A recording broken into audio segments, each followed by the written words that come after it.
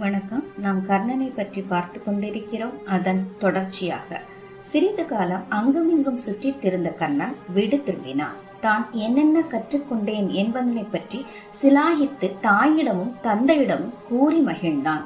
அதிரதனும் மகனின் எண்ணம் அறிந்து அவனை தேரோட்டி ஆக்க வேண்டும் என்ற எண்ணத்தை கைவிட்டான். ஹஸ்தினாபுரத்தில் ஏதேனும் பணியை தேடிக்கொள்ள வேண்டும் என்ற எண்ணத்தை தன் பெற்றோரிடம் வெளிப்படுத்தினான் கர்ணன். அவர்களும் ஒப்புக்கொண்டனர்.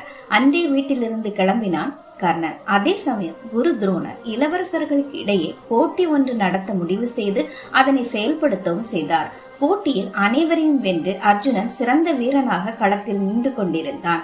அந்நேரம் அங்கு வந்த கர்ணன் தான் அர்ஜுனுடன் மோர தயாராக இருப்பதாக கூறினான். அதற்கு குரு துரோணர், நீ ஒரு சத்திரியன் இல்லை, அது மட்டுமல்லாமல் நீ ஒரு ராஜ்யத்திற்கு தலைவனும் இல்லை, நீ ஒரு தேரோட்டியின் மகன், ஆதலால் இப்போட்டியில் உன்னால் கலந்து கொள்ள இயலாது. எந்த தைரியத்தில் நீ இவ்விடத்திற்கு வந்தாய் என்றார்.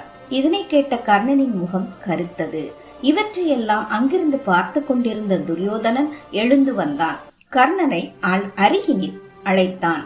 அவனை தோளோடு சேர்த்து அணைத்து, இவன் இன்றிலிருந்து என் நண்பன், அது மட்டுமல்லாமல் இவனை நான் அங்கதேசத்தின் மன்னனாக அறிவிக்கிறேன் என்றான்.